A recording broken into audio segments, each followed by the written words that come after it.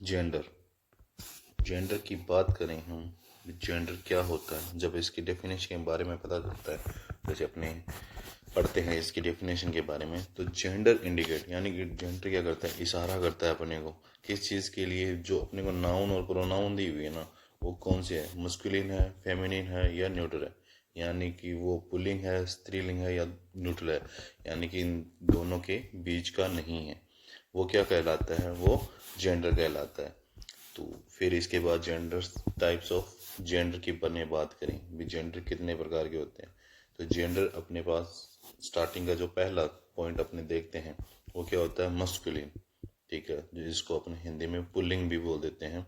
इसकी डेफिनेशन क्या होती है, a noun that denotes a male animal is said to be of the masculine gender. यानी कि जो वो मेल जाति का बोध करवाते हैं उनको क्या कहते हैं, मस्कुलिन जेंडर कहते हैं। जैसे बॉय हो गया, man, brother, bull, king, monk, यानी कि ये एनिमल्स में भी होता है। जो मेल जाति का अपने को बोध करवाते हैं ना, वो क्या कहलाते हैं, मस्कुलिन जेंडर कहलाते हैं।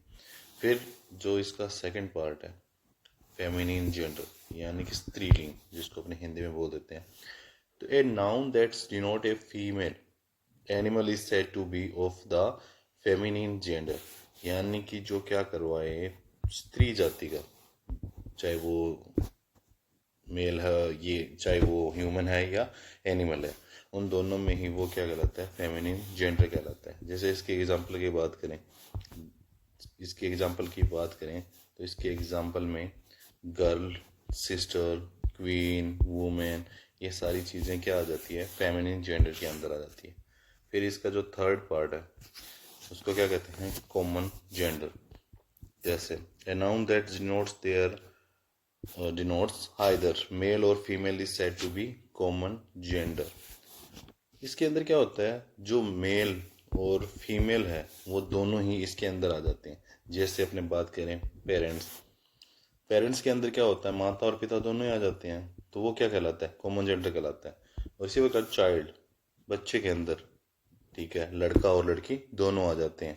फ्रेंड्स के अंदर भी बॉय और गर्ल दोनों आ जाते हैं, स्टूडेंट के अंदर भी बॉय और गर्ल दोनों आ जाते हैं, तो वो क्या कहलाता है, ये जो कॉमन जेंडर कहलाता है। फिर इसका जो फोर्थ पार्ट है, फोर्थ टाइप है, वो क्या होता है, न्यूट्रल जेंडर। इसमें क्या होता है, a noun that denote a things that is neither male और नॉर फीमेल। यानी कि वो न तो मेल हो और न ही फीमेल हो, यानी कि जो दोनों ही चीज़ न हो, न मेल हो न फीमेल हो, तो वो क्या कहलाता है, न्यूट्रल कहलाता है। तो अपने जैसे इसके हिसाब से देखा तो जो मेल जाति का बोध कराते हैं वो तो मस्कुलिन होते हैं, जो फीमेल जाति का बोध करवाते हैं वो फेमिनिन होते हैं, जो दोनों का एक साथ करवाते हैं वो कॉमन जेंडर होते हैं। अगर वो जो दोनों का ही न कराए, न मेल हो न फीमेल हो, तो वो क्या कहलाते हैं, न्यूट्रल जेंडर कहलाते हैं। जैसे हो गया बुक, पेन, रूम, ट्री, यानी कि जो नॉन लिविंग थिंग्स होती है ना, वो सारी की सारी किसके अंदर आ जाती है, न्यूट्रल जेंडर के अंदर आ जाती हैं। फिर इसके बात करें, इसके बाद में इसका क्या कहते हैं, ये कुछ और भी हैं जो जैसे अपने उन चीज़ों को सीधा अपने डिफाइन नहीं कर सकते कि ये कौन से जेंडर के अंदर आते हैं, तो उनके बारे में देखते हैं। जैसे क्या होता है, एक मस्कुलिन जेंडर होता है ना, वो क्या करता है, स्ट्रेंथ और वॉयलेंस, ठीक है। मस्कुलिन यानी कि जो पुलिंग होता है ना, वो अपने को क्या शो करता है, स्ट्रेंथ शो करता है और वॉयलेंस शो करता है। जैसे सन हो गया, समर, विंटर, टाइम, डेथ, ये सारे के सारे किसके अंदर आ जाते हैं, मस्कुलिन जेंडर के अंदर आ जाते हैं।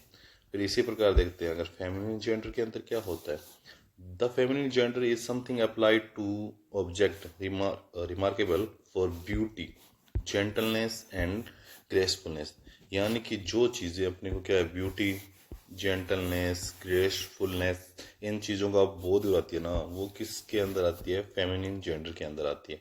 यानी कि वो अपने को क्या, स्त्री लिंग का बोध करवाती है। जैसे क्या हो गया, मून हो गया, अर्थ, स्प्रिंग, ये सारी की चीज़ें किसके अंदर आ जाती हैं, फेमिनिन जेंडर के अंदर आ जाती है।